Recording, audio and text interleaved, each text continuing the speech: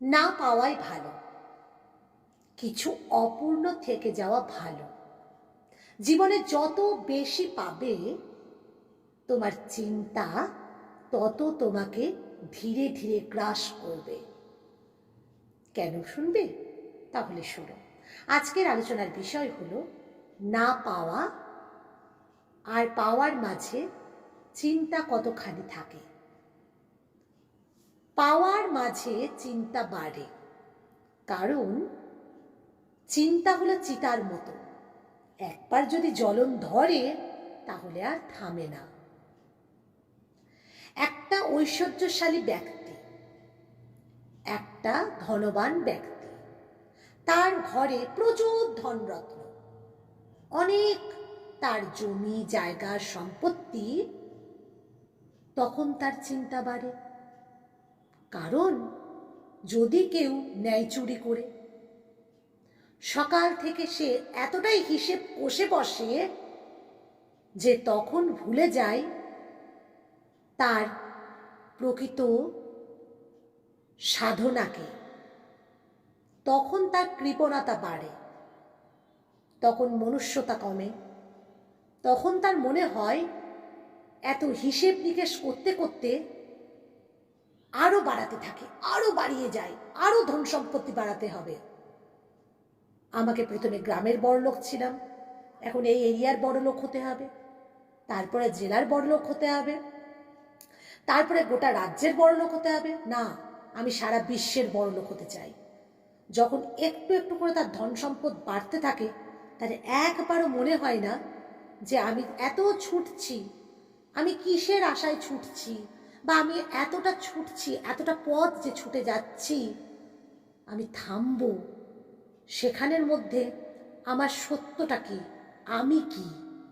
আমি ধনরত্নের পিছনে ছুটলাম, কিন্তু ভুলে গেলাম আমার প্রকৃত সত্যকে, আমার সততাকে, ভুলে গেলাম আমার ঈশ্বরকে, যে আমার মনের মাঝে আছে। দিনের শেষে তার নাম করতে ভুলে গেলাম। তখন কি হয়, এতটাই চিন্তা বাড়ে চিতার মতো, এখানে সম্পত্তি, ওখানে সম্পত্তি, এই জায়গা। আর যখন ধীরে ধীরে এত সম্পত্তি জমি জায়গা কিছু দখল করে নেয় কিছু মানুষ, কিংবা চুরি হয়ে যায়, এই ভয়ে তার চিন্তা আরো গভীর বাড়তে থাকে। তখন তার ঘুমটা আর হয় না, তখন ঘুমের ওষুধ খায়, ডিপ্রেশন কমানোর জন্য মেডিটেশন করে, অনেক কিছু। তাই বেশি পাওয়া বেশি চিন্তার বিষয়। একটা সন্তান পাওয়ার জন্য মানুষ হাহাকার করে। যখন ছেলেটি জন্মায়, ছেলেটিকে বাবা মা মানুষ করে। বাবা মা কখনো ঘুরে দেখে না যে এই জগৎ সংসারে কত সন্তান তার মা বাবাকে বৃদ্ধাশ্রমে রেখে এসেছে। তারা সন্তানের প্রতি আশা করে, তারা মনে করে সন্তানকে মনের মতো করে মানুষ করব, গড়ব। তারা অন্যের সন্তানের প্রতি কিছু কিছু বাবা মায়েরা হিংসা করে।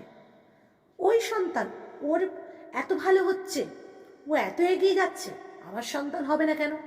আমার সন্তান, ওর সন্তান যদি সায়েন্স নিতে পারে, আমার সন্তানকেও সায়েন্স নিতে হবে, কারণ আমাকে স্ট্যাটাস মেনটেন করতে হবে। দেখবেন কিছু বাবা মায়েরা এইভাবে ছুটে যায়। তারা কিসের আকাঙ্ক্ষায় ছোটে? তারপরে কি জানেন, তাদের বেশি কপালে দুঃখ জোটে, কারণ সন্তানের কাছ থেকে তারা অনেক বেশি আশা করে ফেলেছে, অনেক পাওয়ার আশা বেশি করে ফেলেছে। তাই চিন্তার বিষয় সেখানে বেশি হয়ে দাঁড়িয়েছে। আপনার সন্তানকে আপনি গড়ে তুলবেন, সেখানে আপনার সন্তানকে ভাবুন, আপনার সন্তানকে মানুষের মতো মানুষ করতে হবে। তার কাছ থেকে কিচ্ছুটি পাওয়ার আশা করব না। তাকে মানবতার ধর্ম শেখাবো, তাকে মানুষকে ভালোবাসতে শেখাবো। আপনি যদি আপনার সন্তানকে সবসময় বলতে থাকেন এটা চাই ওটা চাই, তোকে আরো নাম্বার পেতে হবে, আরো পেতে হবে, আরো ছুটতে হবে, আপনাকে তো অবশেষে বৃদ্ধাশ্রম যেতে হবেই হবে। কারণ আপনি ঘোড়ার মতো আপনার সন্তানকে ছোটাচ্ছেন কিসের আশায়? বেশি পাওয়ার আশায়। বেশি পেলে চিন্তা বাড়ে, বেশি পাওয়ার চিন্তার। কম পান, জীবনে কম চাহিদা করুন, চিন্তা কম থাকবে। একটি ছেলে তার প্রেম, তার আবেগ, কিংবা একটি মেয়ে তার প্রেম বা আবেগ যদি একটু বেশি বাড়িয়ে ফেলে এবং ওই দ্বিতীয় মানুষটির কাছ থেকে যদি অনেক কিছু আশা করে, অনেক পাওয়ার আশা করে, কিন্তু হঠাৎ দেখা গেল তার সম্পর্কের ভাঙন এলো, তখন কি হলো? তখন তার সব পাওয়া ধ্বংস হলো, চিন্তা সার হলো। তাই জীবনে সবকিছু পাওয়া ভালো, কিন্তু অতিরিক্ত নয়। আমরা মৃত্যুকে ভয় পাই, আমরা জন্মকে আনন্দের ভাবি। আমরা মৃত্যু যখন আসে কোনো মানুষের, তখন আমরা কি ভাবি? সেই মানুষটাকে আর পেলাম না, না পাওয়া থেকে যায়। সারা জীবন কি একটা মানুষকে আমরা ধরে রাখতে পারি? আপনি কি পেরেছেন আপনার মাকে ধরে রাখতে? যে সন্তান এখন মাতৃহারা, আপনি কি পেরেছেন আপনার প্রিয় স্বামীটিকে, আপনার সব থেকে কাছের বাবাকে ধরে রাখতে? পারেননি। এই পৃথিবী থেকে যেতে হবে। তাই পাওয়ার বলে, স্থায়ী পাওয়ার বলে জীবনে কিচ্ছু নেই। যত বেশি পাওয়ার, সব চিন্তার। যিনাকে ইষ্ট দেবতা মানেন, কিংবা গুরু মানেন, কিংবা আপনার বাবা মা, তিনাকে স্মরণ করুন, তিনার ভরসায় থাকুন। যাকে আপনি পছন্দ করেন, যাকে আপনি আরাধ্য দেবতা ভাবেন, তার নাম করুন, তার ভরসাতে সব কিছু ছেড়ে দেন।